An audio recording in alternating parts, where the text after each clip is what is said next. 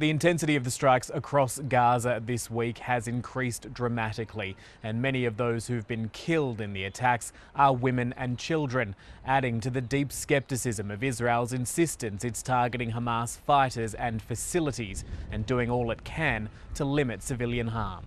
Northern Gaza around Jabalia is one of the hardest hit areas. Large plumes of smoke blanketing the strip, evidence of major destruction below.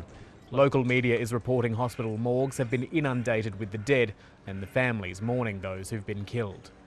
One of the major concerns is Israel's targeting of hospitals across Gaza, an allegation which has been levelled at the IDF repeatedly during this conflict, but which is particularly relevant this week. Israel insists Hamas regularly hides fighters inside or underneath hospitals. But it's had to concede that a video it released earlier this week, claiming to be of Hamas tunnels at a hospital in southern Gaza, was in fact a different building.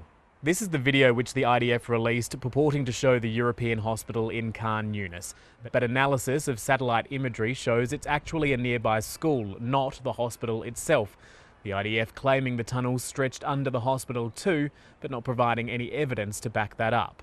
At least 9 bunker-busting missiles hit the hospital compound on Tuesday. It's now had to close because of the damage to buildings and the destruction of water and sewage connections.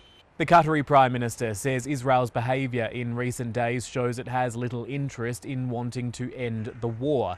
His country has been trying to broker a ceasefire and hostage deal between Israel and Hamas in Gaza.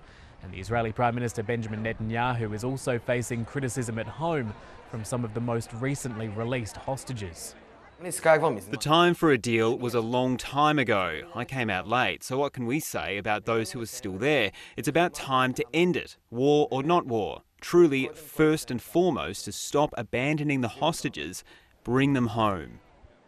Aside from a deal, one of the most pressing issues is getting aid into Gaza, as Israel's total humanitarian blockade of the Strip stretches well into its 3rd month.